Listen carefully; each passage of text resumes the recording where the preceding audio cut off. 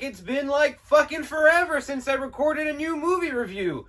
Jesus fucking Christ. Well, I'm glad to be back, and with that being said, like all my new movie reviews, I'm gonna keep it short, sweet, simple, and to the motherfucking point. Alright, ghouls and gals, let's get it started. Tonight we're gonna be reviewing An American Pickle. An American Pickle was directed by first-time director Brandon Troust. Brandon Troust was also director of photography on a bunch of Seth Rogen pictures, so it makes sense that Seth Rogen is the lead star of the film and co-star of the film. The film basically just stars Seth Rogen. The film is 100% purely a Seth Rogen vehicle.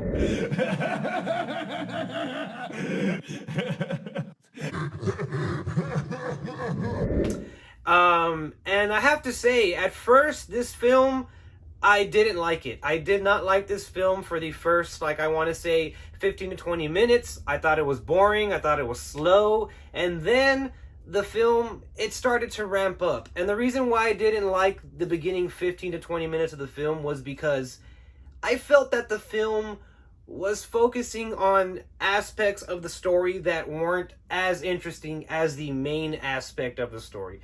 And you know what? You may be asking yourself, well, Ryan, you didn't fucking explain to us what the fucking movie was about, so we have no idea what the fuck you're talking about.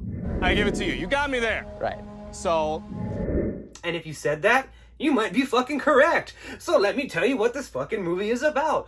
An American Pickle stars Seth Rogen, and it follows basically Seth Rogen from the past, who plays this old-timey pickle farmer or immigrant, a Jewish immigrant who makes it to America, who ends up working into a pickle factory, and through a series of unfortunate events, he falls into a vat of pickle brine, and he gets kind of like, I guess you would say, crystallized inside of that pickle brine, and is able to be kind of like kept intact for 100 years, and they uncover him, and he wakes up into the normal modern day times. It's basically a big boy version of Encino Man, the movie starring Brendan Fraser.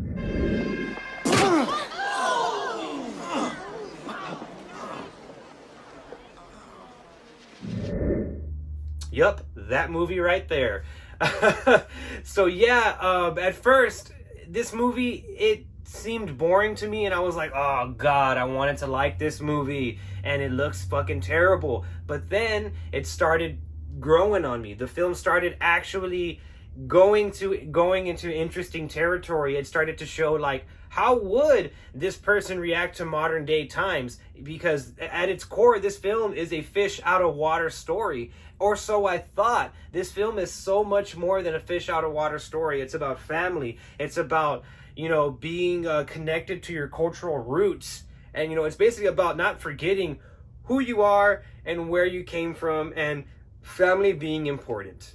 And I like that this film took a old tired formula and tried to insert a message into it. Again, there isn't to say that this film doesn't have its dips, and it's like how I described before in other films. This film is very much a roller coaster film. It has some very low lows, and it has some very high highs. And those low lows are very much apparent in the first 15 to 20 minutes of the film. And then in the middle of the film, you kind of get the story that you want to see. You want to see Seth Rogen as this old-timey, Jewish guy who talks like this. Dude, that's basically what Seth Rogen's doing throughout the whole movie. He's just talking like this. And then whenever he's doing normal Seth Rogen, he's like, yeah. So yeah, that's pretty much what it is. But the film has heart, and it's cute. And it's not the funniest Seth Rogen thing you've ever seen, but I will say it is the most goddamn mature Seth Rogen thing you've seen. He kind of abandoned that whole man-child thing that he does, where he's like this stoner who's still hip and cool, but he's aging. He doesn't do that in this movie. He's just a normal fucking guy who's reacting to an abnormal situation. And at first, I hated his character. I hated the future Seth Rogen.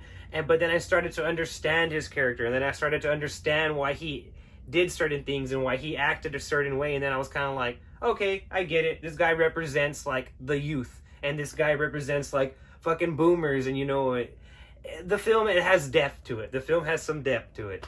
It's like that, it reminds me of, like, that one scene in Shrek. No! Layers! Onions have layers. Ogres have layers. Onions have layers? You get it. We both have layers. Yep, that scene right there. That is an American pickle. An American pickle is very much an American onion. So with that being said, in summary, an American pickle, it may not be the funniest thing that you see all of 2020, but in a year where we are hardly getting anything fucking brand new, I suggest you watch An American Pickle. And if you want to know where you can watch An American Pickle, you can watch that on HBO Max. So if you're in the market for a pleasant surprise, a grown-up film from somebody like Seth Rogen, then I suggest you watch An American Pickle. I give it a 7 out of 10, and I'm going to suggest you stay home and watch it.